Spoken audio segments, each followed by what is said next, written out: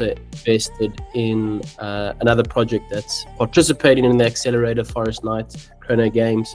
So pretty cool. So we're very, very happy to have them and got a lot of expertise. So thanks so much, Emilio. Over to you.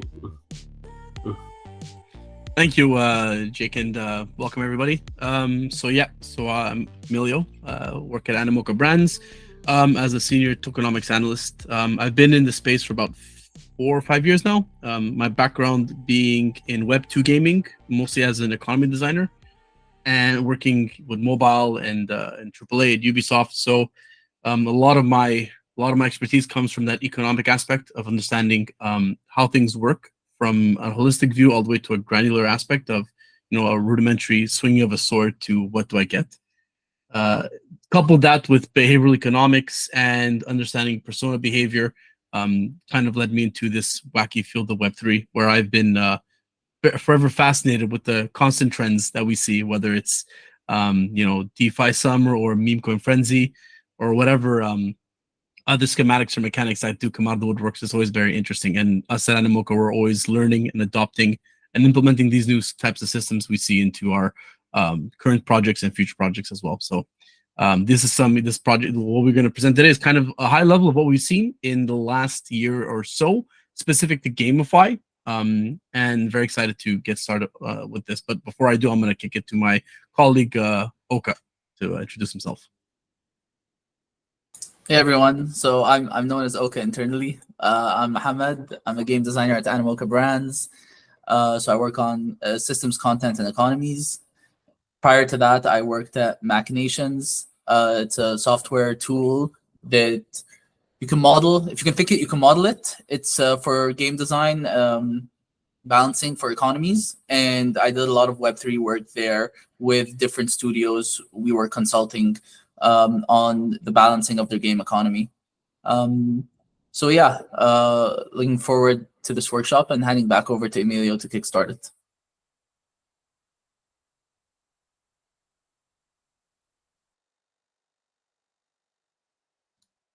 Amazing. Just gonna load up the presentation. I think everyone should be able to see this.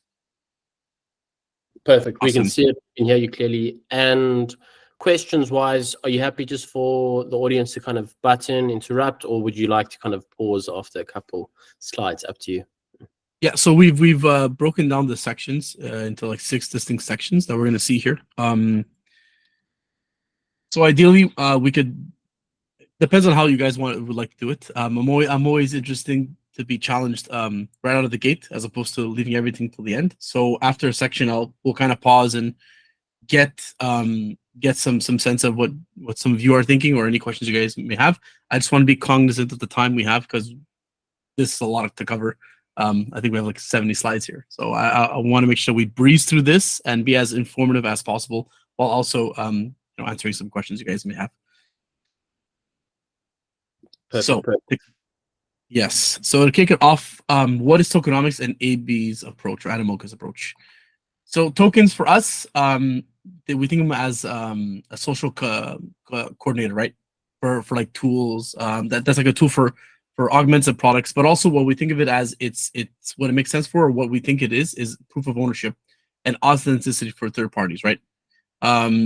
We see it as a leverage for interoperability and composability. If you ever listen to Robbie talk, interoperability is at the forefront of what we're trying to do, and tokens or Web3 itself is obviously what we believe that is the most advantageous for something like that. And also access to secondary markets, like what is liquidity or adoption. So a lot of these things are things that we envision that Web3, or how we see tokenomics being use cases for. And some of them obviously, common use cases obviously solve to co-start problems, we align incentives between disparate parties, new form of user engagement and brands, alternative monetization model, and then senior community NFTs. So there's different ways we see these are being approached. And over time, as we see the market shift and the paradigm go from one meta to the next, these things start to become more prevalent within the ecosystem. So what is tokenomics? Ideally, it's a study of supply and demand with incentive mechanics within the ecosystem, right? From a macro level, we have obviously monetary policy, fiscal policy, public policy, right? So these are things like the supply, interest, like spending, taxation, that's a lot of DeFi elements to it.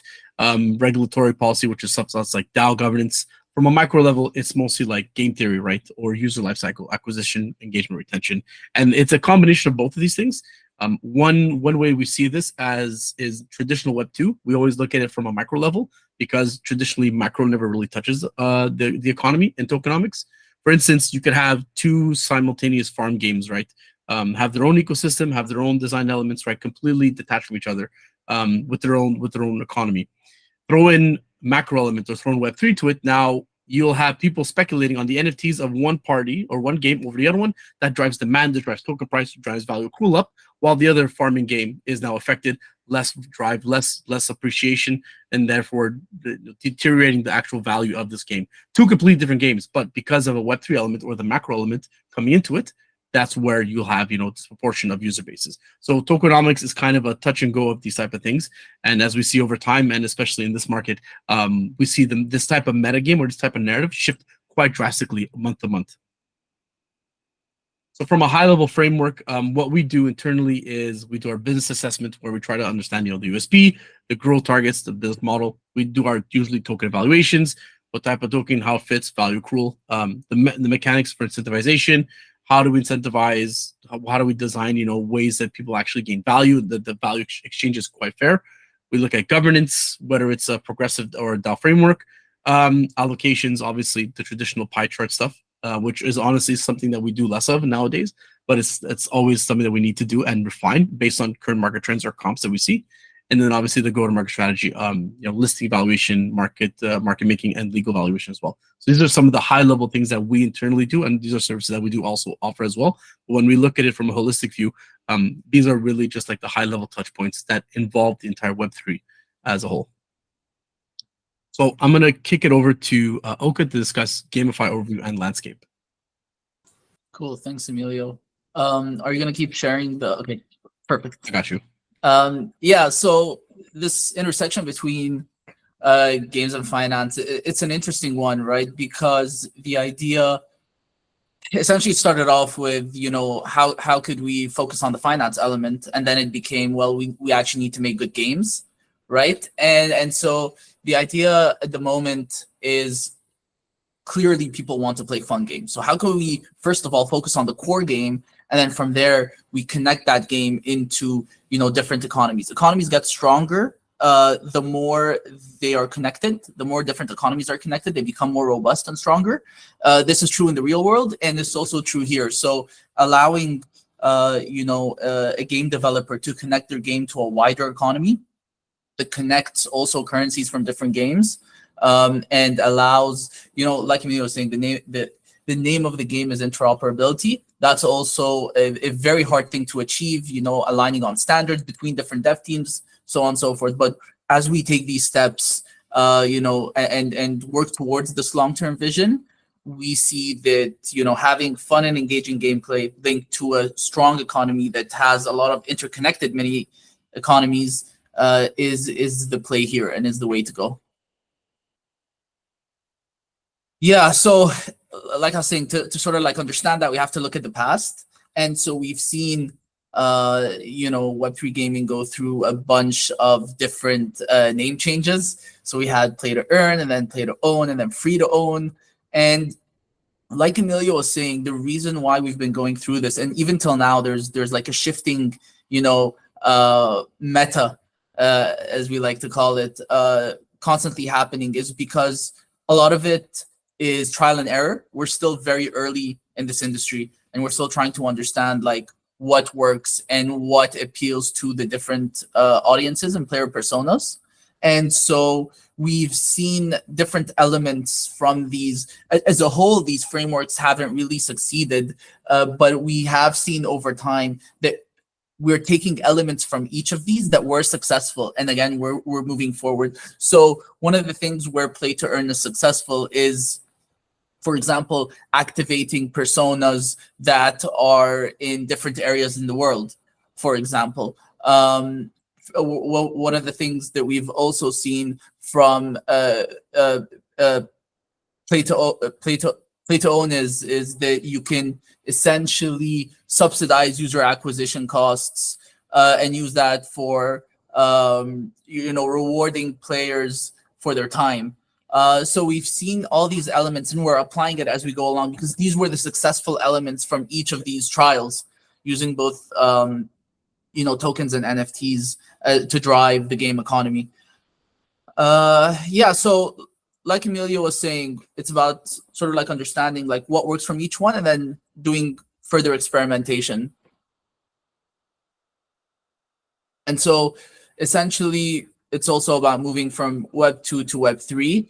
A lot of people have jumped into the Web3 end completely and are testing there. A lot of developers are also working their way up there, trying different things and being a bit more conservative with how they integrate blockchain elements into their games. So just like quick definition, Web2 would be all assets off-chain. Economies aren't interconnected. Web2 plus, you have membership models through the NFTs, but again, no direct interaction with the game. Web 2.5 is they're integrated into the game economy, and then Web 3 is everything is on chain, the logic is on chain, the game state is on chain, the economies are interconnected, and it's client agnostic. Yeah, so this is where things get interesting. Like after testing a lot of these across our games, we've realized that there are certain personas that will seek ways to monetize. So we have the gameplay personas and player archetypes.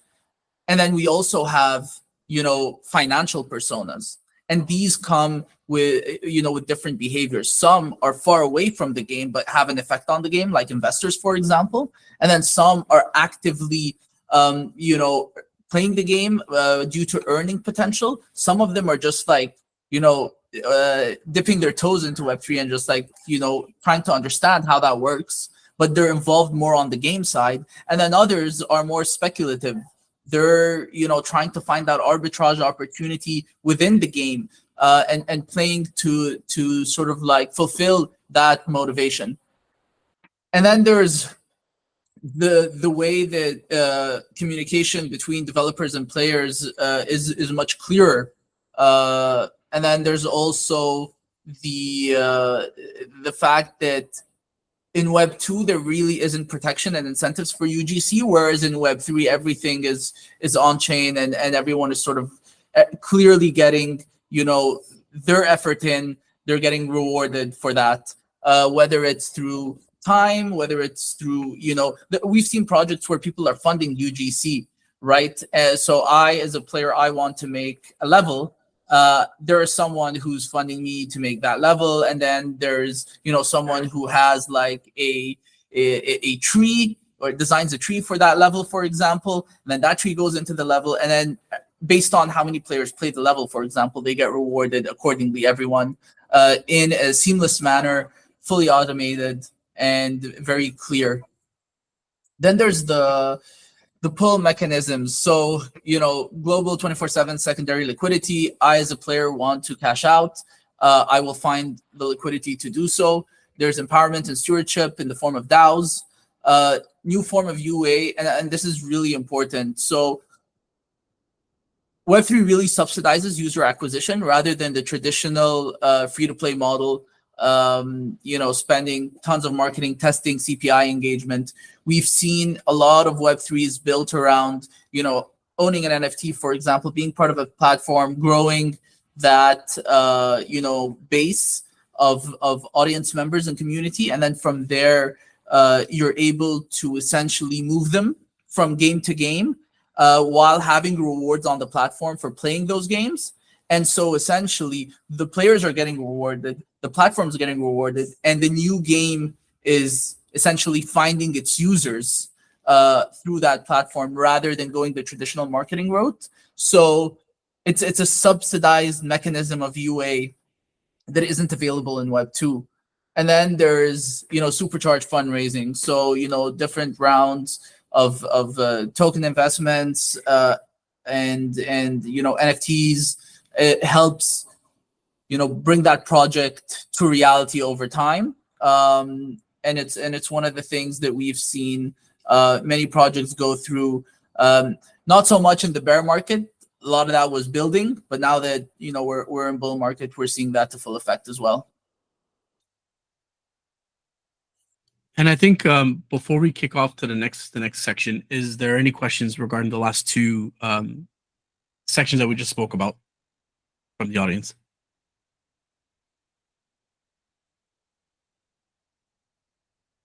If I don't see a hand, I'm going to continue. Okay, 3, 2, 1. Cool. So to Oka's point, all those things kind of funnel into how we look at, let's say, core design principles. And basically, what are the building blocks that we use to consider when designing, let's say, gamified tokenomics, or what are the different areas that we want to highlight, so that any mistakes that we see or any things that we've learned in the past are not are respected, but also in a way highlighted in what we design. So we've broken it down to 6 sections or 6 subsections in this particular area, which is user behaviors, core loops, personas, currency systems, infrastructure, and then previous learnings. So when we look at tokenomics, obviously, it's influenced by 3 main things: the game type, the platform, and the token structure. And these 3 things are never the same in each way. So because like every single game could be different on a platform, and a user base is obviously different when interacting, whether it's mobile or PC or console. And then the token itself, how it lives within the ecosystem, whether if it's inside the game or on top of it, there is no universal approach. There is no one way to go about this, right? A lot of games have tried to do this in the past, where just because they see a successful token launch, whether a dual currency or whether a tri-currency or single currency, and they try to replicate it in their game, that's a fallacy. Like, you should not be doing this. You should really understand at the core what your game is like, and then how it works. So that's why, for us, when we look at designing core functionality, we consider these main things here. It's basically the location and the operation of the token data. So whether it's on-chain, off-chain, side-chain, and this obviously impacts the speed, the cost, and the player involvement. Points in the game's loops that introduce faucets and sinks. So where in the game is the user earning and spending, and what is the actual token per minute or token per time within this particular segment, and how is that compared to other segments within the game? Obviously, when players want to buy and sell tokens, how does it take place, and what part does this take place within the infrastructure? Like, how does the on-ramp, off-ramp come out? And then obviously understanding your player behavior, right? And what drives them in this token economy, based on the different persona types or based on traditional behavioral economics, in terms of what really grabs their attention, what makes them speculate, what turns a user from buying to selling. And all these things are kind of what we fundamentally try to understand when we look at gamified projects and how we advise them as well. First area, obviously, is behavior. So as a game economist, we love to understand and we like to analyze how tokens work. And we like to study, obviously, how things work from a macro level, all the way down to, like I said, tokens per minute, right? Because these are things that are quite intricate. And again, no game is the same. So we could have, let's say, a roguelike game or a hyper casual game, right? That for every 5th jump, you're in a token, right? If we look at, let's say, some of the games on Telegram, like Gamey and what Notcoin's doing, like very simplistic, very rudimentary, right? Doesn't require a lot of sophistication. You don't need to have an OODA loop mastery of it. It's very rudimentary. But then we have another game, let's say like an MMO, where you have to go into a raid, you have to kill the final boss, and the time and prep all the way up into that particular moment could take hours or days, right? And then how do we value that token? And let's say it's a token for both ecosystems. How do we value the amount of tokens given for a simple tap play game versus an MMO killing a final boss? What does that correlation look like? And these are the type of things that when designing these tokenomics or designing economies in general, we have to factor in. And so, for example, like I just gave one right now, where we have, let's say, an MMO, where it has a different composition, right? Different mechanics, different faucets, different sinks, different systems that requires users to partake in different elements of the game before they could actually get involved in earning aspect versus, let's say, Candy Crush, where it's you walk in, you do a quick little match 3. Obviously, there's some strategy element to it, but fundamentally, it's more shorter, right? And then if we compare traditional mobile to traditional PC gaming, mobile can be picked up at any moment. Usually the gameplay segments are about 5 to 10 minutes, and they could be frequent between 10 to 15 times a day versus, let's say, console or PC, where it's traditionally you sit down, you log in your 3 hours, and then you log off for the day, right? So it's very sequential in a specific cadence. So when we look at all those things, we also have to keep in mind our core macro and meta loop faucets and sinks, which is, I think, something that has evaded some game designers, maybe not anymore. If we look at some successful games like or some upcoming successful games whether they're on Avalanche, whether they're on Arbitrum, or even on traditional Polygon. Some of these games in the past have lost sight of what actually makes a game, and this is obviously like the micro progression stuff. So like fun to play, and these are things that are baked into like game actions, collecting resources, quests, things that are really good at supporting renewable progression, where users come in, they get a good impression, and they like the game and they support it. Where that feeds into macro progression, which is fun to stay, right? So I'm having fun playing. Now I want to have fun staying. So this is where you start earning currencies. You start creating more of a cadence for users to spend and invest their time into it, right? In terms of increasing their level, upgrading or unlocking content. And basically now we're rewarding players' time and encouraging them by also fostering loyalty, which leads us to the last one, which is the meta progression, which is fun to invest, right? So I had a lot of fun playing. I had fun to stay because there's meaning to me. Now I want to invest. And this is where we see a lot of major games monetize the most, where they actually have now convinced these users to stay loyal to the product, and they've attached like larger carrots at the end of very far sticks that are such as collectibles, achievements, challenges, that now they want to invest their time in, but also sometimes invest their monetary disposable income as well. And these are things that, again, when we take away all the fluff from it, from a tokenomics perspective and a game economy perspective, we need to still adhere to traditional game design logic, because without that, if we just have a game that is a casino roulette type of thing, it's just going to be a flash in the pan, and players, generally speaking, will not last too long in there. So the aim for us is obviously to, sure, I'll take a question. Go for it. Hello. Just in the previous slide, do the colors signify anything? Like red just means we not to do, or it means to, like, or it has no relevance whatsoever? It's just I just chose those colors because they're nice. Thanks. Yeah, sorry. I apologize for that. Yeah, so you should do all three of these. That's basically when it comes down to, and I could obviously at the end I could provide like say strong game design books that kind of emphasize on this, but micro, macro, and meta progressions. When you're designing your game, you need to understand what's the moment-to-moment loops, right? So like what is the core loop of the game? If I go outside, I hit a rock, I collect iron, that's a core loop. That's a small core loop. But how does the iron connect to, let's say, another resource? Now we're talking macro. If I earn 5,000 iron, what does that equate to? That's an achievement, right? So there's different things that we can look at. But in tokenomics, it's always, we use that as our base to understand the fundamentals of what makes the game. And then we start tacking on the gamify elements to it, like the token earning potential to it, right? Thank you. And yeah, no problem. And that's what we do. The tokenomics, the real goal of it is to engage players and boost retention by obviously delivering a captivating gameplay that players are worth investing. If we take Pixels, for example, right? Pixels being a growth engine on their own right, they've done such a great job at harnessing the core utility of the game of farming, but added so many intricate different types of Web3 layers on top of it that they've actually delivered a mechanism that is engaging and retaining users for the long haul, as opposed to it being something that is a very quick engagement of value extraction for a lot of players and then cast it aside. As it's the opposite of what we're seeing with them. So I think that's what they've done in that is because they've emphasized gratifying their users, giving them proper rewards, incentivizing them to stay, but also giving them the right tools and reasons to stay because they understand their user base. And that's kind of what leads into creating these proper games. And that's why it's important to understand the difference between a game genre and a platform, especially mobile and console.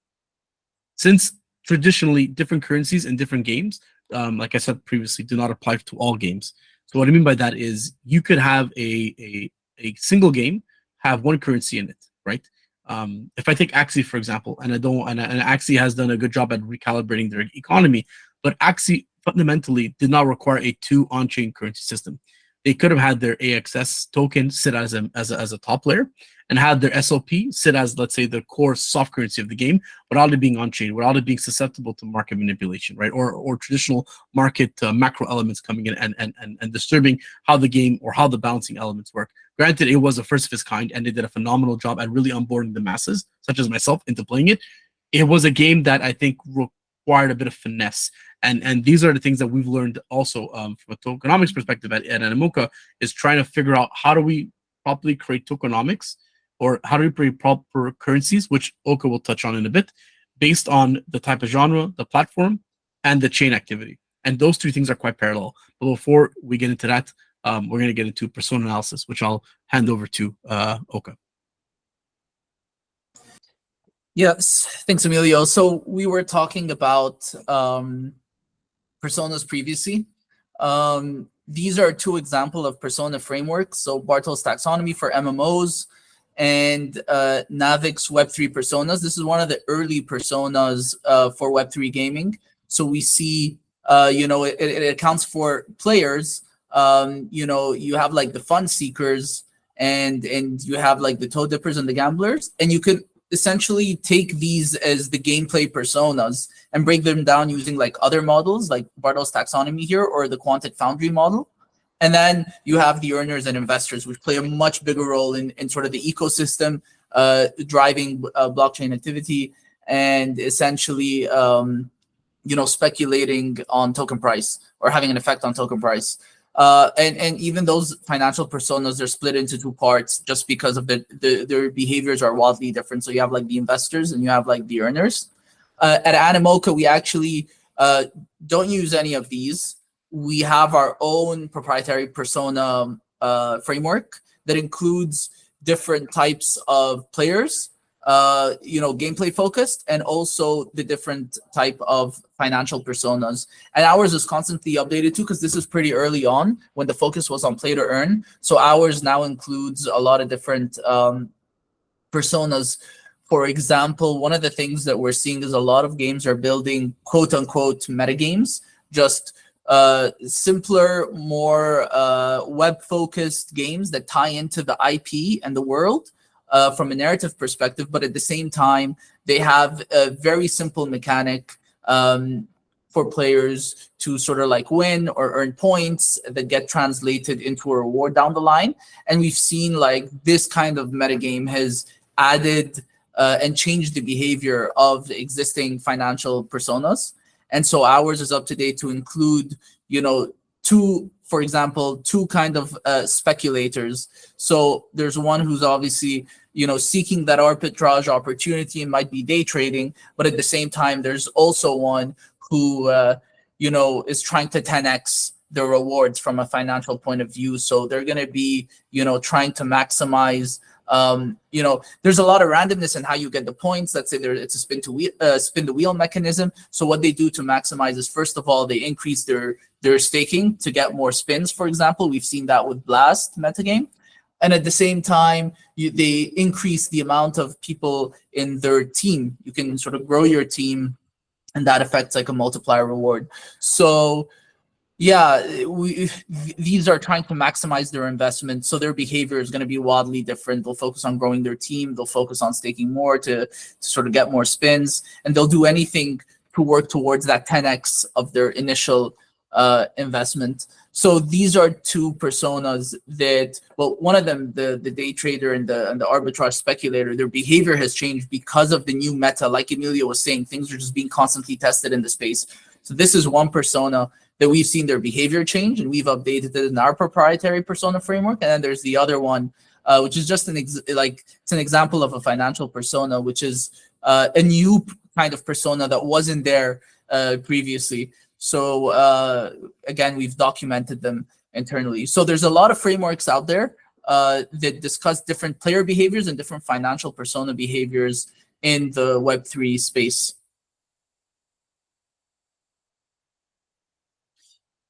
Yeah, and so like Emilio was touching upon earlier, there are games that use single currencies, dual currencies, and tri-currency systems. And like Emilio was saying, it's about the developer knowing the kind of game they're building and knowing how their different personas is going to interact with this game, and then deciding what makes sense for this experience. Because with each currency, there's obviously having to think about like the source mechanism, the sync mechanism, the player utility. And so designing these currencies, especially when one is a soft currency and one is a token, for example, or one has governance and one is focused on utility, it has a lot of impact on how players approach the gameplay and how players approach interactions with each other. So touching up on each of them. So in single currency, it's very simple. It's very straightforward. It's just one currency. It's very transparent because of the blockchain, and the liquidity is there, so players are trading freely. The issue is that it's very volatile. And if there are strong market forces outside of the game, it can affect the value of that currency. There's potential for exploitation if it's not properly balanced, and there's a source mechanism, for example, that players have touched upon that is the best way to min-max gain. It could create an unfair advantage, and sometimes it can create an inaccessible entry point for new players. Axie had that with AXS at one point, and they had another currency system, and they were able to balance it from there. So it's one of these things where they were put in a tricky position, but because they were using a dual currency system, they were able to get out of it. So if players or if developers are not careful, it can create a high token value, which again creates a barrier to entry for new players. Yeah, so dual currency is usually a soft currency for players earn through gameplay, and a hard currency, which is a premium currency, drip fed very rarely through gameplay, but usually through paid transactions. Sorry, maybe can we go to the next slide, please? Yeah, so touching up on that, there are two ways to do it, on-chain and off-chain. So the things with dual currency is that they allow flexibility. So unlike single currency, it's easier again to balance the game economy, and it's easier to get out of these tricky situations that a single currency system could put a developer in. Accessibility, so it can use to be given as rewards to players without the need of having blockchain transactions. And its stability, so the off-chain currency can act as like a stable currency protecting the in-game economy from the market volatility. One of the things we've seen is that by doing this, it sort of like deters the speculators who are banking on the volatility to make their arbitrage. So again, understanding the game you're creating and understanding the different player personas that are participating, if you have a high count of speculators in your ecosystem and they're transacting and that transaction volume is high, then something like this, it's a pro, on paper, but for your personal ecosystem and for the personas that your game has attracted, this wouldn't be the best thing. If you have a lot of speculators, you'd want that volatility to affect, and you'd want them to see who's best at gaming the market and who's best at finding that arbitrage opportunities. So again, these are just on paper. It's dependent on each project. Then there's complexity as a con, because there's more currencies, and depending on whether there's a swap between the currencies, it can act as like a layer, a cloudy layer that sort of like makes it harder for players to understand how the system works. There can be pay-to-win scenarios and inequality, and there are, to take that fully on-chain and maintain like on-chain and off-chain, it requires a more sophisticated infrastructure. And then there's tri-currency systems. So these are more complex, but they allow for different personas to engage within like many parts of the ecosystem.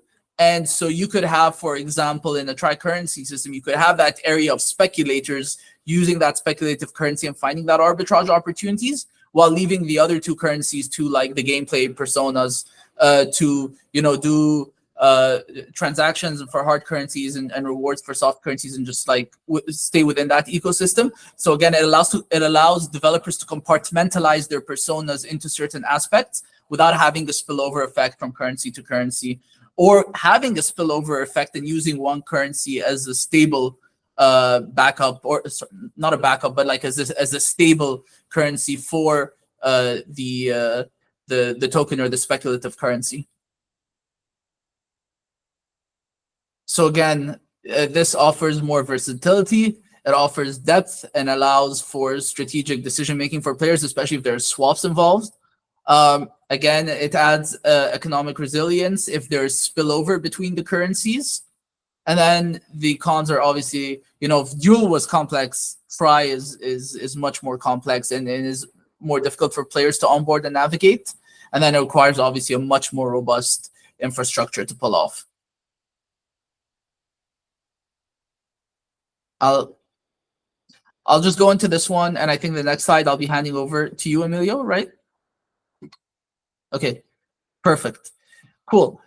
So again, it's project dependent. So, an MMO currency system versus like a mobile currency system, there's a clear difference in complexity, mainly because an MMO has a bunch of interconnected systems, lots of different mechanical depth to the gameplay, and as well it appeals to a wider variety of different player personas. And so an MMO is really good at providing the different currencies and allowing for spillover effect in certain currencies and compartmentalization to allow different players to sort of like focus on one area and make progress there. So like Emilio was saying earlier, it's not a one-size-fit-all model. These are just sort of like examples of the different currencies and how each one could work depending on the kind of game a developer is creating.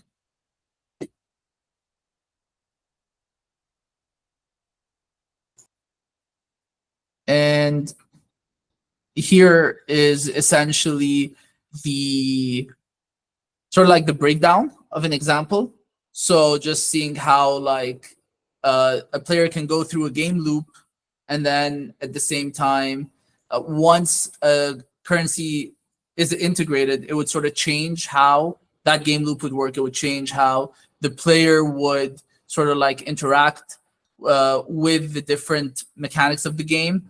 In this one specifically, it's a very straightforward one. So it's like, would you do a tri-currency system for something like this? And you could, but it wouldn't be the most effective for that kind of player persona. So again, just like understanding how deep the mechanics of the game is, and having the currency sort of like be a strong backbone for that in terms of like source and sync mechanisms and utility, as a way to engage players over time without sort of like over-engineering it or overdoing it if it doesn't need to. And handing over to you, Emilio. Thank you. Just to add on to what Oka is saying as well. So fundamentally, when we see tokenomics and how games are being designed for it, it's always good to be cognizant, again, of the game that you're making, the genre itself, right? The platform, whether it's on mobile, or if it's on console, and then the chain solution, right, which we're going to touch on now, because all three of them have a massive impact on how you guys are going to be designing tokenomics, and what's going to be, the different types of faucets and sinks, and the actual earning potential for users. So when we look at scaling solutions, basically try to figure out what's the infrastructure play that will be used for the game, whether your assets will be on chain, off chain, or cross chain. So some of the main ones we've seen nowadays are Binance, mostly Chromia, but Binance too, Base, Immutable, Polygon, Ethereum, Layer 0 as the forefront. I would probably say Base is the most up and coming one, as we've seen over the last couple of months. Avalanche and Arbitrum are interesting. Arbitrum being roll up as a service, I would say it's unless your game is fully on chain. Arbitrum is not one of the main ones I would consider. Avalanche, obviously on Beam, is a great example as well as a potential one, and they have already a couple of good games there as well. So this list is not definitive; it's just just like a quick list of just random chains. But fundamentally, when we look at chains, the main value that we want to bring, or the main value that you need to understand is which chain will allow me to have the best growth potential for my project, which chain and the genre that I'm building and what platform it is makes the most sense, right? So these are kind of the common things that need to be kept in mind when choosing a chain, because fundamentally, like, I know the default has always been Polygon over a course of like the last year and a half, but as we've seen in the last 6 months, that's no longer the case. There's enough choices that you all can make that allow you to bring in the best value for your buck. And then we talk about wallets. Sure, go Marin. Thank you very much. Just related to the previous slide, I saw only EVM compatible chains. Would you say it's right now the best choice for building a game? Because I personally believe so. I know Mythical also will be EVM compatible, but I would love to hear your So thoughts about this. I'm a radical, so I would say let's build on Bitcoin, but don't listen to me if you want me to be honest. I'm again, EVM compatibility and cross-chain functionality is phenomenal. And if you guys are ever looking to cross-pollinate with other chains as well, it's obviously a really good use case for it. I'm always interested in seeing where we can push our limits. So some of the projects that we're advising on as well are building on Bitcoin, are building on L2s such as stacks. And obviously that's completely detached from everything else. But there's always some way to go around it, right? There's always some way to bring everything home fundamentally, since it's all on chain, whether it's on different chains or not. But for us, for advice we give, I would say being EVM compatible is the safest bet.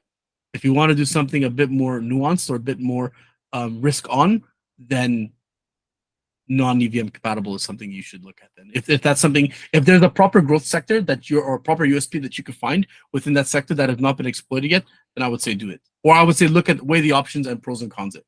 That would be my advice. Thank you so much.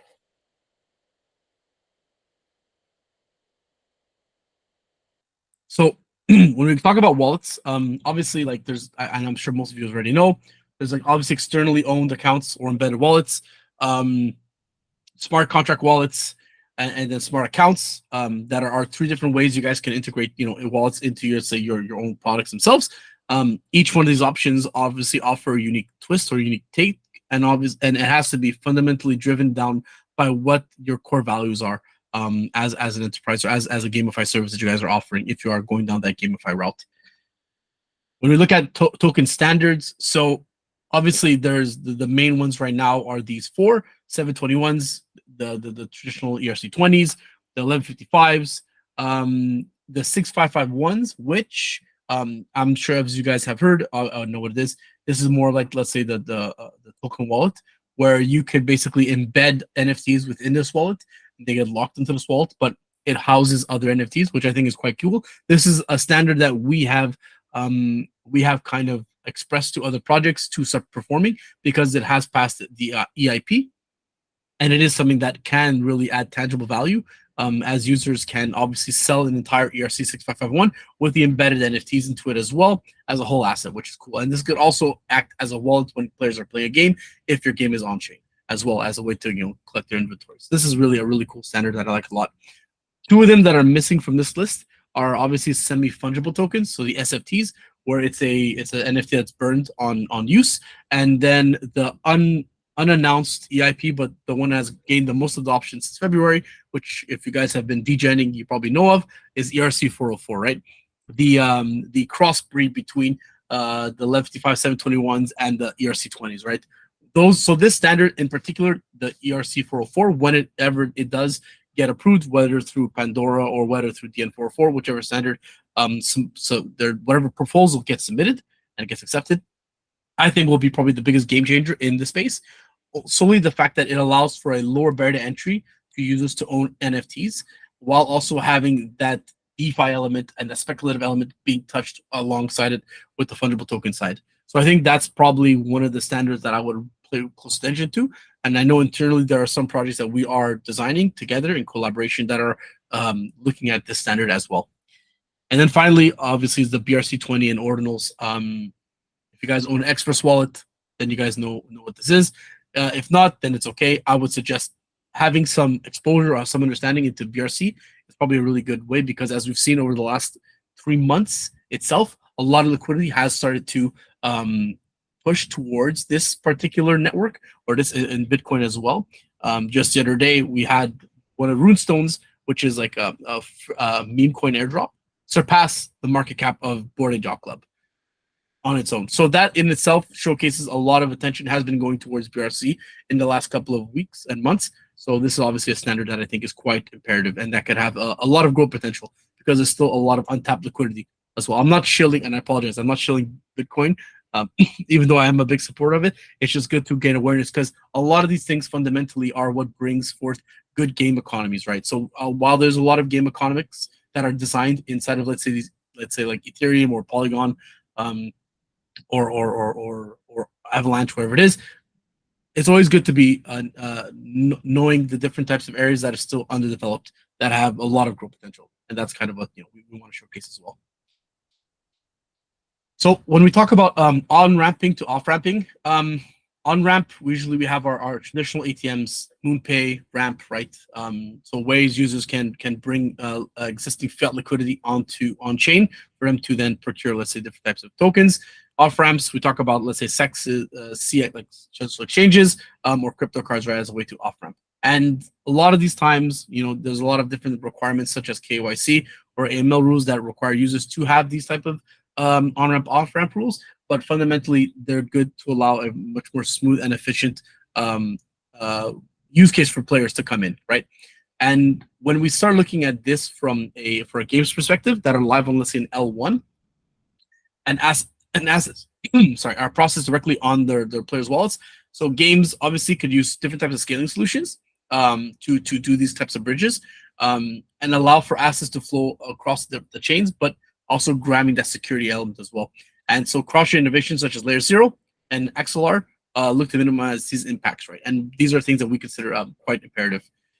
And then when we look at, let's say, designing, the conversion mechanism, how we want to basically take these tokens from token into fiat, or how we want to bring that conversion, we want to do this by understanding how the game economy works, but also fundamentally how does the off-ramp and self-pressure work by having, let's say, time-gated solutions or assets or engagement requirements.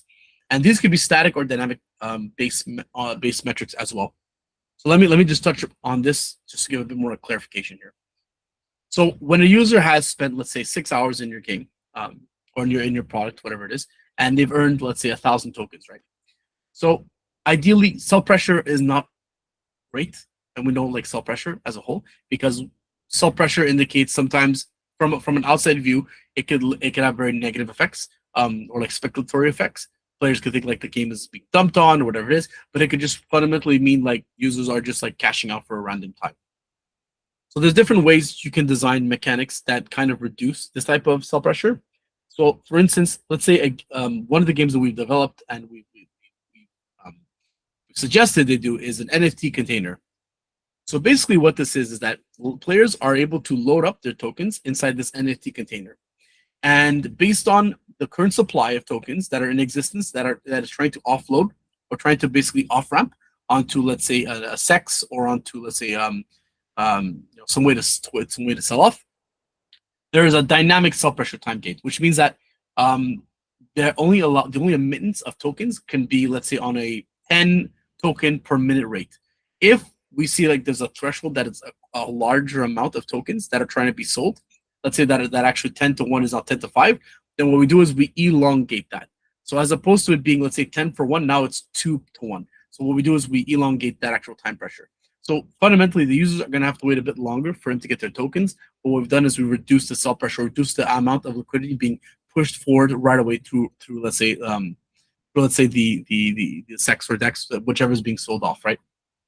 Again, this could be considered market manipulation to a certain extent. We obviously don't recommend some users do it, but it depends on the narrative and how it's been sequentiated inside the user's understanding of how the game works as a whole.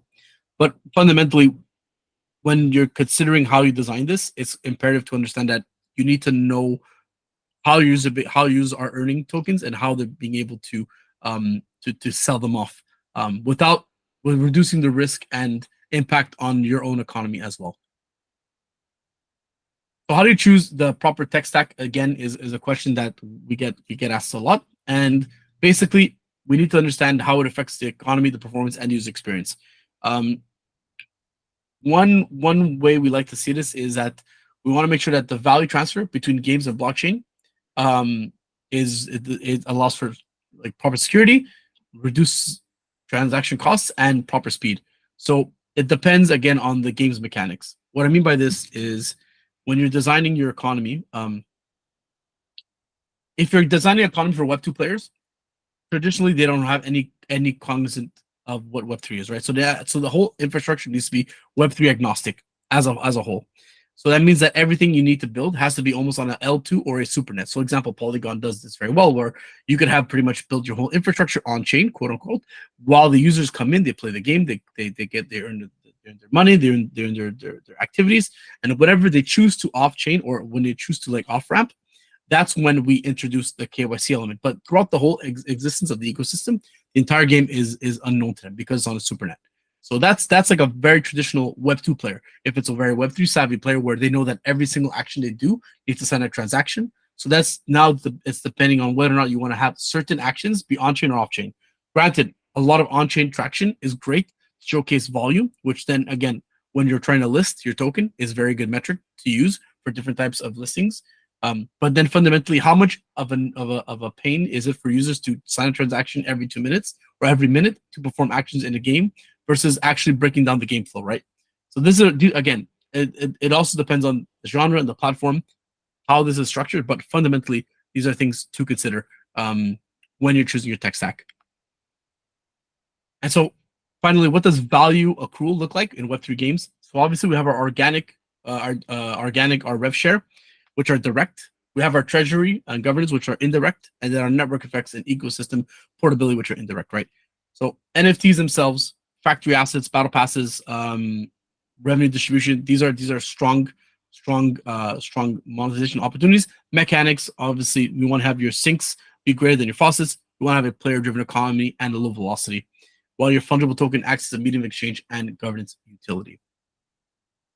So I'm going to stop there, and I know we're getting close to time, so I want to be cognizant. I'll take any questions on this, and if not, then we'll speed really quickly through the case studies, and then the final bit on conclusion.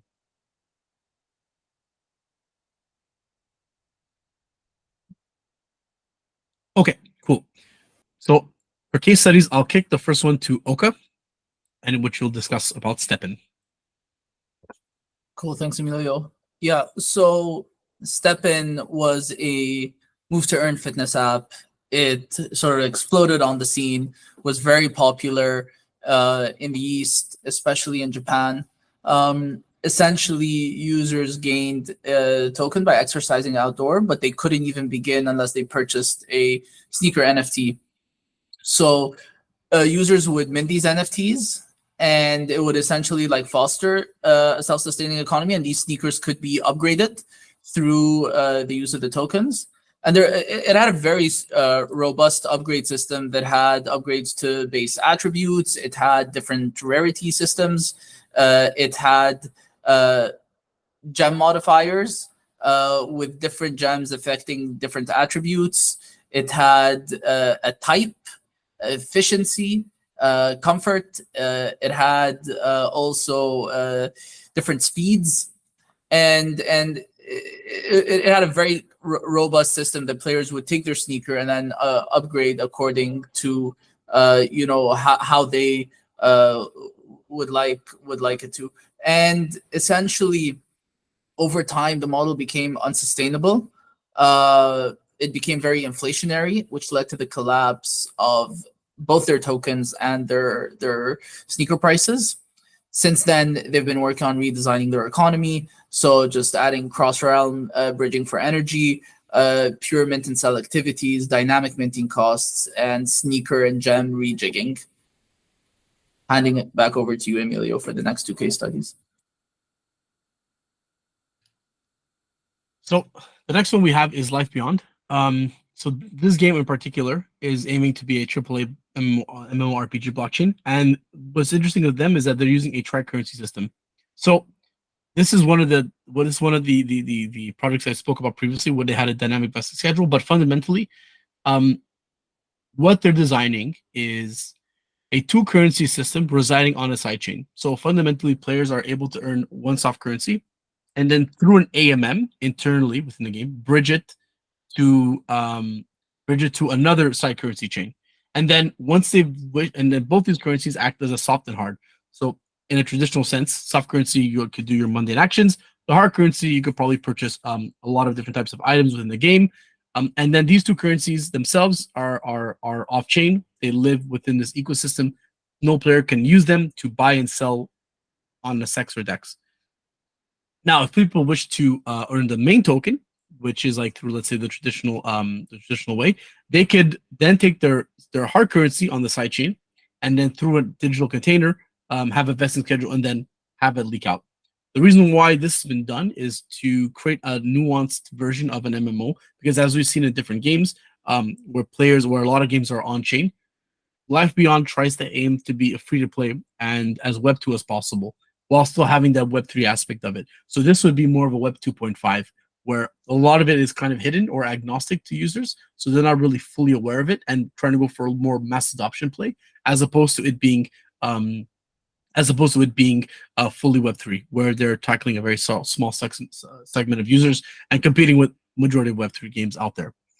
So although the token hasn't been revealed in terms of the actual utility within the game, there is some utility that will be leaked over time. So while this is an Animoca brand project, not that I'm saying it's the best project I've ever seen, I'm saying their mechanism itself is quite interesting, and obviously you could definitely look it up on the Medium articles and take a look at it, what's been announced. But this is a very interesting use case in terms of a unique way of earning. The next one I like to talk about really quickly is Big Time as well, which is, I think, probably one of the games that really intrigued me the most with their cosmetic-based economy. So instead of like selling skins and having users buy NFTs and then overinflating it, they had their players craft their own, which obviously promoted deeper engagement. And obviously, this was all backed behind the use case of having or obtaining hourglass artifacts in order to be able to earn time, right? So players had to have these type of assets.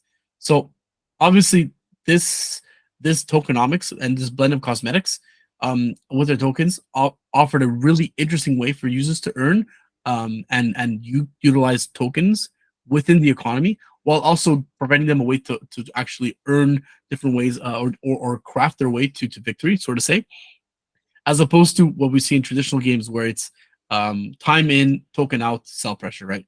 So I think this was a very utilized use case for this, and something that I think showed promise in terms of how to design economies around a token. And I'll pass this one to Oka.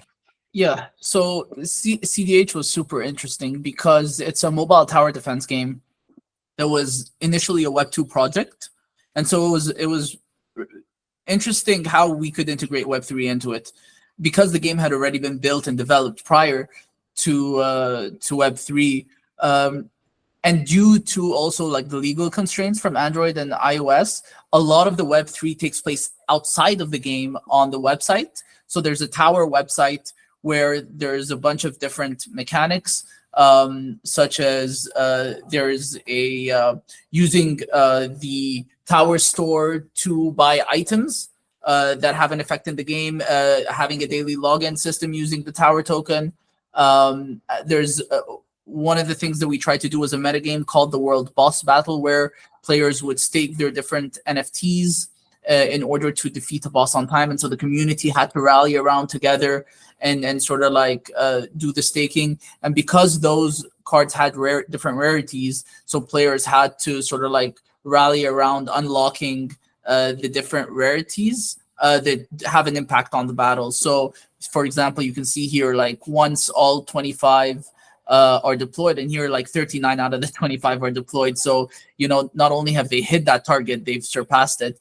An insane amount of damage happens to the boss. And so it's sort of like a passive damage thing.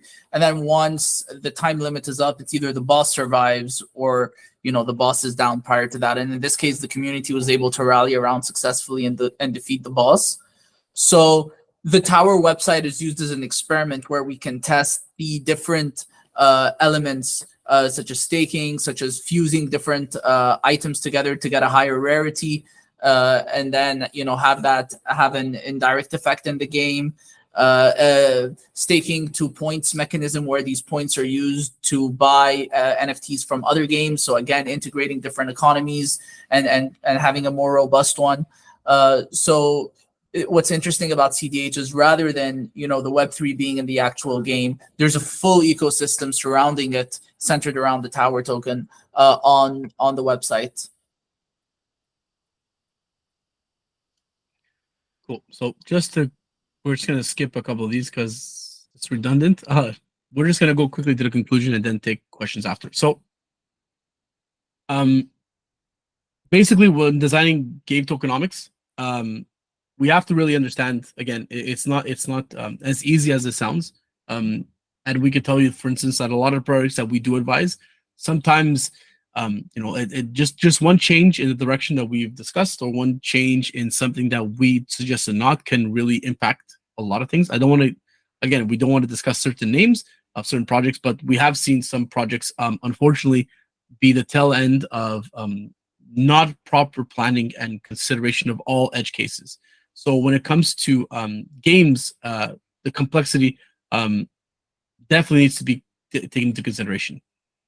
When we look at, let's say, ways we can design for this, obviously sidechain as a way to do mass adoption is a great use case, but again, it depends on the genre, depends on having players interact with on-chain transactions. It depends on the currency structure, whether dual or triple. So it really depends on what you're trying to build and where you want your token to reside and what the infrastructure requires you to do. Tokens, obviously, token earn rates as well are things that need to be balanced and managed specifically. You don't want to have games that'll give too much or too little. And obviously, having comps as a way to test yourself against the market is very good. But in essence, it's always good to see how games are being evolved over time. So for us, when we look at designing this, when we look at offering solutions, obviously PC games are probably the better way to go, as opposed to mobile games, due to the fact of regulatory scrutiny. So obviously, Android and iOS being the main reasons why a lot of Web2 or Web3 games on mobile are not super successful, because the restrictiveness in terms of having Web3 integration within it, which again, for Web3 game is quite imperative. But if you're a Web2 game looking to have Web3 as a top funnel, then a mobile game makes the most sense. But tokenomics fundamentally is a balance of adoption, platform constraints, and token arrangements. Whether it's through regulatory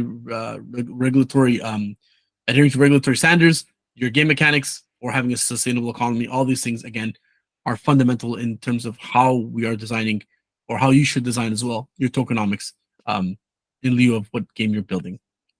So for us, we come up with a quick checklist of things that we do in chronological order to kind of help people like design their games properly and try to remember these particular paths. So the first one obviously is understand your product. So what genre is it? What platform is it? What's your target audience? Again, genre, currencies. Obviously, when you pick a genre, it's understanding different types of currencies that you're going to have, or different types of mechanics that are existent. Platform, obviously, it depends. Like, that's how engaged users are going to be. And then target audience is it going to be only Web3 players? You guys want to have a mix of both, only Web2? That obviously allows you to have a good idea. Then the next thing is create and flow clear design goals and follow clear design. So if you're going to be Web3 agnostic, fully on-chain, half-chain, like sidechain stuff, all those things are quite imperative, because those are going to be your guiding light. And those are the things that whenever you're having, because we've seen this a lot, where a project starts with an initial guiding star, and then over the course of 6 months, a year, while you're developing it, things could start pushing or swaying a bit. It's always good to have that North Star and follow your design goals to make sure that you don't deteriorate to them. This is like a traditional Web2 gaming stuff that we usually do. Like when we developed our own games at like Ubisoft, we kind of always adhere to the main goals of the project. And I guess, and this is something that we've noticed a lot of Web3 games kind of don't do anymore. The next one is obviously identify your core, macro, and meta progression loops. So as I spoke to before, understanding what's the core action, how does that affect the macro, and how does that push players to attain the meta. And those three things are quite imperative to understand, because with that, you're able to outline your currency structure for the product, right? Single, dual, tri. How does it fit? Is it one of them is on-chain? So one off-chain, two-chain? Are both two currencies, two off-chain? One is on-chain? How does it work? Those things are going to be more prevalent in understanding once you've established your core, macro, and meta progression. Obviously, understanding your blockchain that fits with your design goals as well, and the product is quite imperative, because for now, you'll be able to see. If you're going to, let's say, Web3 agnostic, if you're going to, let's say, cryptocurrency, then maybe you could do a Polygon supergrid, right? If you're going for a pure Web3 game, two currency system, one on chain, one off chain, then you can pretty much choose any EVM compatible one, right? Finally, the last two obviously showcase your user journey for both an off-ramp and off-ramp, because as a user, you're going to have different personas, and you need to understand from them what the different funnels of coming in will look like. So having that mapped out will allow you to also catch edge cases that were not previously sought before, and you're able to then highlight where you need to answer certain questions. So that users, when they come in, the UX is proper, the UI makes sense.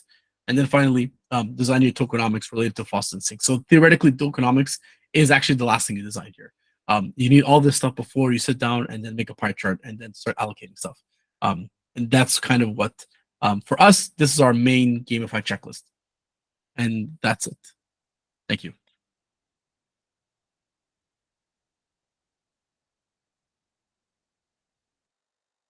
Lovely. Thank you so much, Mo. Thank you so much, Emilio. I really appreciate it. Any questions from the audience? We can start firing away. Sukhmeet, over to you. I have a very different sort of a question. So if we choose on this, like choose the blockchain.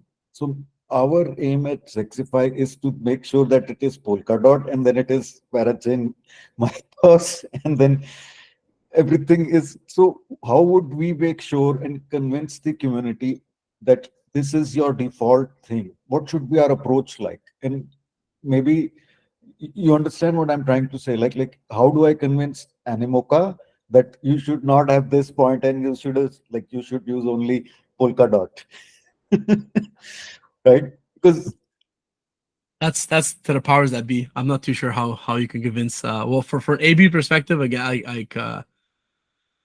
I guess it depends on the use case. So how I look at it my as cute face is not going to convince you, right? But I was saying technically, when you say genre, when you say like game, and when you say other things in tokenomics, what would be the go-to factor that would make it so like tractable that it leaps and bounds? Like what is it that we are missing and other chains may be missing too? That's where my question was coming from. Like, not that I wanted, so maybe my earlier words were not framed correctly. So I think so from a chain perspective, I think no, it's a good question. So what type of utility does a chain have to be better than others, I guess, more or less. I think for me it's tough because I'm very on the side of Bitcoin, so I'm probably the worst person to ask because I believe fully that Bitcoin will actually be a very like the top chain outside of EVM compatible. And I'm sorry, do not listen to me, please. That's just my take because of how I see it. But when I look at other chains right now, and I'm looking at what they're designing, I think it's tough for me to gauge because I'm not so well versed inside of like the infrastructure stuff as opposed to let's say some other colleagues are. So I don't know how to give you a proper answer without being not truthful, because I could easily say yes, build something that allows for a transactionless experience for users, right? But then fundamentally, everyone's going to be able to do that at some point. Or build something that has zero. If I look at Solana, right? Well, Solana is congested, like up the wazoo. Build something that's like congestion free. But then again, everyone's going to have that soon. So there's no real USP that I think a chain, and I hope that I'm answering your question, but I feel like I'm not. There's no real USP that has one chain could be better than the other one.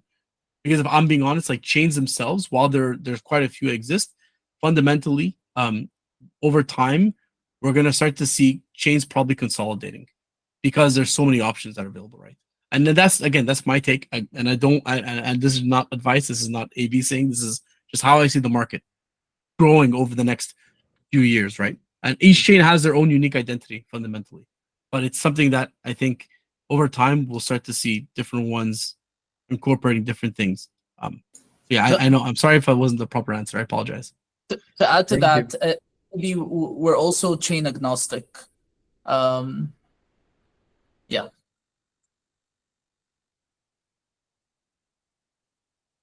So I see Cool. Chrono Games had a question as well. No. Hey, Bifa here. Thanks for the presentation, first of all. I was wondering regarding the newer token standards. So we're working with the ERC 6551 right now for our TCG game. So basically, our decks are this ERC 6551, and then the cards are 1155s, and then you can actually put it in a deck, and then we're building a marketplace that you can sell the deck directly, right?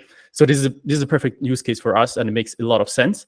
I was wondering if you guys have any feedback on the 4041, like what type of use cases you see that would be interesting, would be a value add to the other token standards in a game design, basically.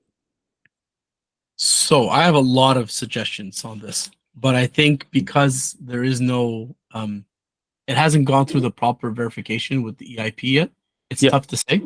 It's tough to say. I think when I look at the ability to own a token, that is fundamentally a PFP simultaneously, right? And as long as it's a whole number, right? So that's the main gimmick here. You want to have these things be whole numbers. There's a lot of gamification layers you can attach to this, a lot. And I don't want to give away too much of the sauce because we have discussed some of this stuff internally and we have started fleshing out some design elements. But some easy ones I could give you is gacha systems, right? Fundamentally, like you could have, let's say, whenever you create a whole 404, you have you are given, let's say, an item, right? You're giving your PFP, but that fundamentally could be an item, and that could be burned. Assuming your 404 is inflationary, so that's the first caveat. Is assuming this is an inflationary token right off the bat. You having, let's say, these different types of tokens, you could get these PFPs, burn them, and get items inside of a game. All right, or you could burn them and re-roll to get a new item, right? So having an FT being used as an NFT that could pretty much encompass 6551's fungible to SFTs in there, or 1155s or 721s at some point, is theoretically it's limitless in terms of functionality that you can do. So the same way how you guys have designed a 6551, there's nothing to say that a 404 cannot develop into one as well, where you could have, let's say, your inventory now be a fungible token traded.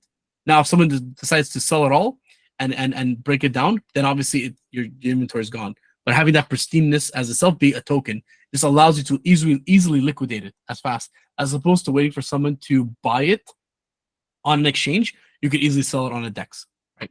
So that's a whole different other use case that we see there.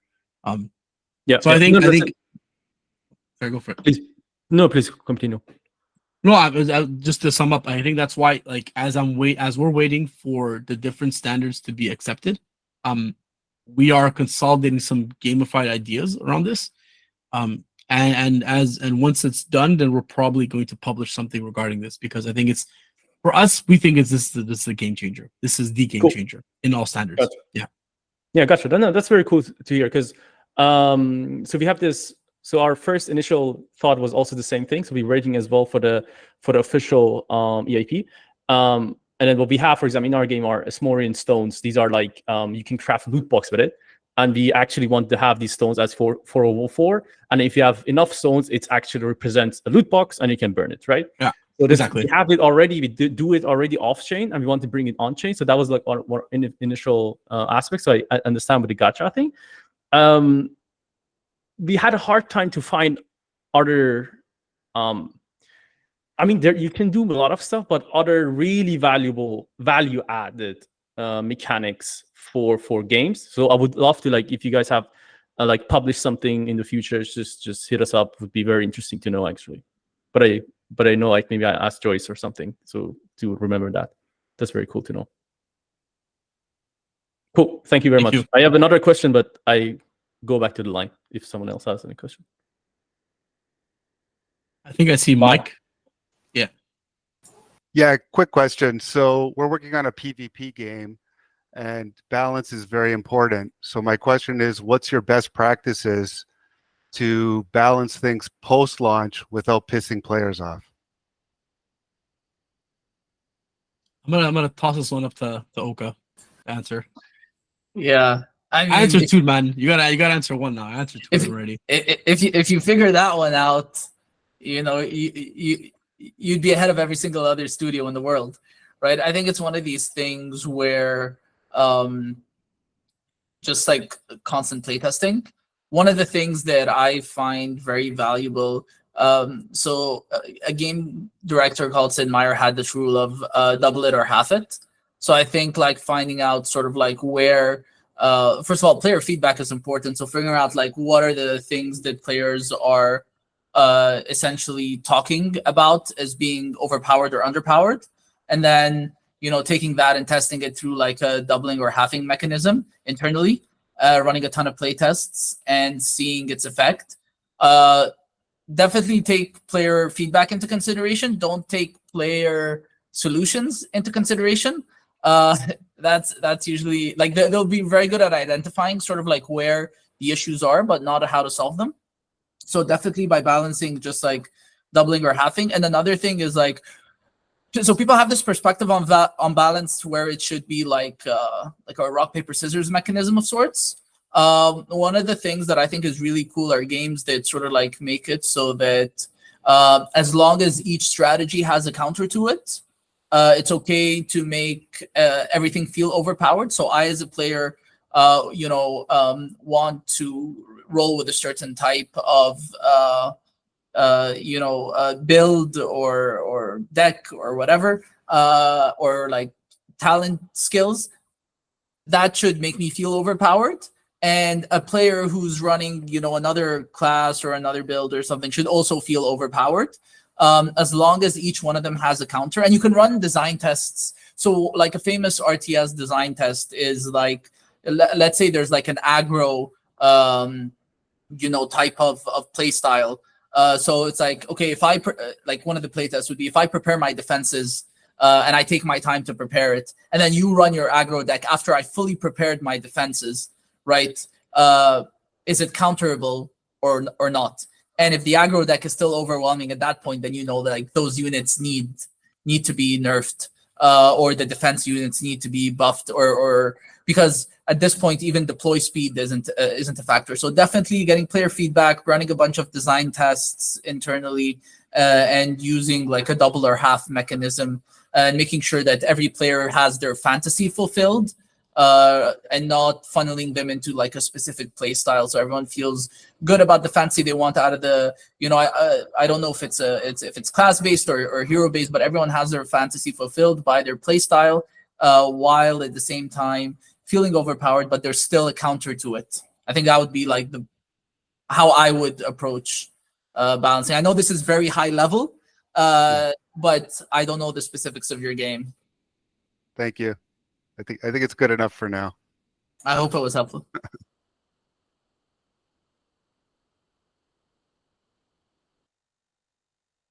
I think back to Chrono. All right. Yeah, since Emilio is a big Bitcoin maxi, I was wondering, like, what would you say? What's the best way for a game studio to get a bit of some exposure to the BRC20 or the new runes protocol? To just lightly, like, I think it's something I totally agree with you as well. Like, it's get up a lot of attention also from retail, most likely, and we as a game studio, retail is always good, right? It means players for us, especially mobile studio. So what would you say is your way to get some exposure for us? So we've seen the play from Farcana where they launched an ordinal, or an ordinals like supply or ordinal like NFT, quote unquote, like a couple of months ago, which was a free mint. So I would say it depends on what chain you're on first. That's one question. The second question would be, if you're planning on supporting this type of ecosystem, is your token going to be on ERC, or is it going to be a BRC or runes for that matter, or a SIP10? So those are obviously three questions. That's another question.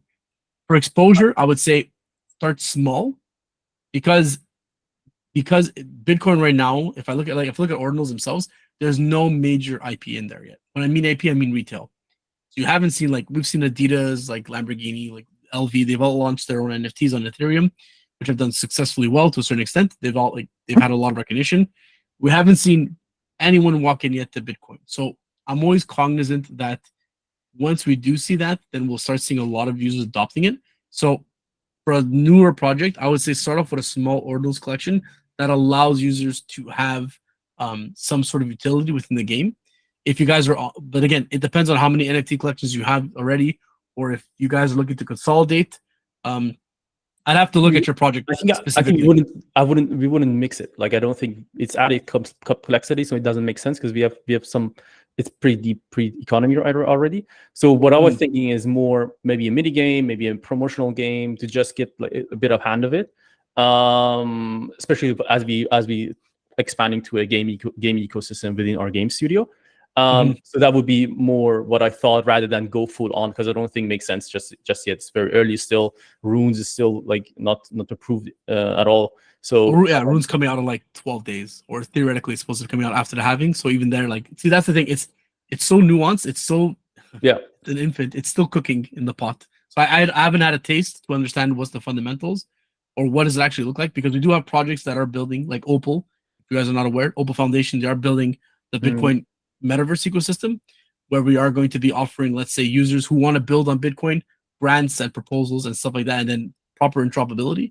But then again, there's not a lot of L2s that currently exist, like Stacks being the most prevalent one that you could probably build on. But again, because it's still in infancy stage, I would kind of being conservative is probably the better play, unless you want to launch an ordinals collection just for the hoo-ha of it.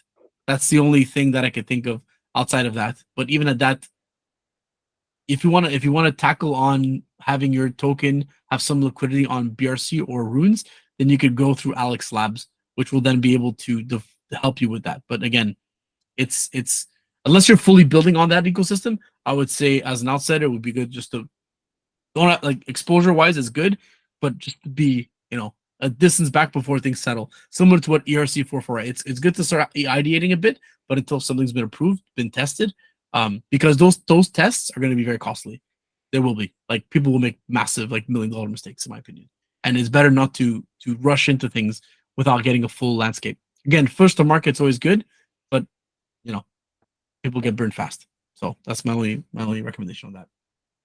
Gotcha. I appreciate it. Thanks. Yeah. Cool. Any more questions before we wrap up? Lovely. There we go. I mean, since no one's asking, I ask one more thing. Regarding the tokenomics, the amount of tokens. What we realize is adding more tokens means more complexity, means more resources needed to solve these complexities, right?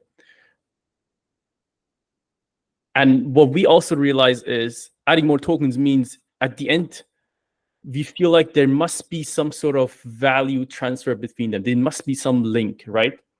And then as a studio, you then need to also manage 3 different economies, 3 different tokens, market making, eventually, etc. Do you guys like? I mean, there are a lot of teams that really trying, like with 3, as you said, this the Beyond Life, Life Beyond is also very interesting, in my opinion as well. Do you guys see that something that makes sense, or would you say it is still very, very experimental, and you would probably advise to go maybe the single token route or max this 2 token route? Like, I'm a big single token fan, but we see problems, right? We have, for example, one of the bigger problems when we had a big pump. It means everything in our economy costs more. It gated some people, right? Now it comes down. It's much better for us, but actually we want it to go down. So we need to create mechanics that is dynamic to the price and demand without destroying the core loop of what our game designer thought about. Like, okay, if you want to have one merge NFT, it should technically cost you that time and that money. It kind of kills it with a 1 token economy, as you guys probably know, for example, for Axie as well, right? Yeah, I was wondering, like, what would be your, like, if you do a new game, and a new studio comes to you, so would you say, hey, do a 2, 1 token, or try 3? So I'd probably ask the first question of what genre and platform it is, because that would be That would be the first. Yeah, question let's go mid-core. So mid-core, some short, deep economy meta game. No hardcore. It's not an MMO or something, because when it comes to hardcore, you can do a lot. Let's go mid-core. Let's go So conservative. what type of genre game is it though? Is it roguelite? Is it an RPG game? RPG. What type of games? Let's say RPG. RPG. Okay. And are you trying to be more Web 2 or Web 3 focused? Web 2.5. So not on-chain, but yeah. Okay. So then I'd probably tackle on one currency on-chain, one currency off-chain. And so for some of the things that cost, so I would tackle, let's say, items within the game that are, let's say, like earning stuff, like soft currency is the traditional soft currency. Hard currency in the game would be tackled onto IAP or very specific macro items.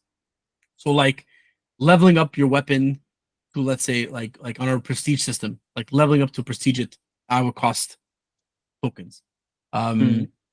Buying land for sure cost tokens. Crafting, let's say, like upgrading your crafting expertise up, if that's a thing, cost tokens. A lot of the stuff though, I would back end it to soft currency, which is off chain completely. Only because you want your players, and then to earn soft currency into hard currency, the only way you earn, there's no conversion. There's a conversion backwards from your token hard currency to soft currency, but there's no other conversion. It's one way down. And the only way you could earn hard currency is by completing very specific tasks in the game. So it's not something that users could just earn willy-nilly. It would be very stringent and almost capped to a certain extent, where users could only earn a certain amount of this per day. That's how without knowing too much. Like Heroes of Mafia mechanic? Like Heroes of Mafia, like daily limit? But that's what you mean, or what do you mean by limit? Okay. Something like that. Correct. Which, again, it allows you to kind of stagnate how much is available per player. And then gating it behind engagement as well allows you to obviously reward users who are the most engaged and the most loyal, who are advancing in the game. And then how they could earn more, or how you could increase that limit, could be other syncs as well, token syncs, and that's could be related to NFTs now. So those are different mechanics that we could look at as ways to increase engagement and retention within the game, while also, because it's Web 2.5, so you have players that actually don't care about Web3 gaming, so they're just going to play the game themselves. And if you lock it behind like token stuff that they have to go buy, you lost them forever, right? So you want to have that kind of mix and match. But again, without seeing too much, that's kind of how I would design it. A lot of the stuff, soft currency, very specific macro stuff locked behind hard currency, which is your live token. Yeah. Gotcha. Yeah. Appreciate it. Yeah. Cool. Lovely. Thanks, Befa, for all the questions. They were great at the end. Emilio, Mohamed, thank you so much. We really, really appreciate kind of the effort and just speaking to to everyone, all the questions. I think it was a great presentation, very interesting. Yeah, thanks. Brad's actually head of platform economics at Mythical, so I think he appreciated it as well. So very, very cool. That's a nice compliment. But yeah, enjoy the rest of your day. Thanks so much for waking up early or staying late. I know you all over around the world, and yeah, to everyone, see you tomorrow for another presentation, another workshop. Have a good evening and a day. All the best. Cheers. Thanks, everyone. Thank you. Thank you. Bye-bye. Bye-bye.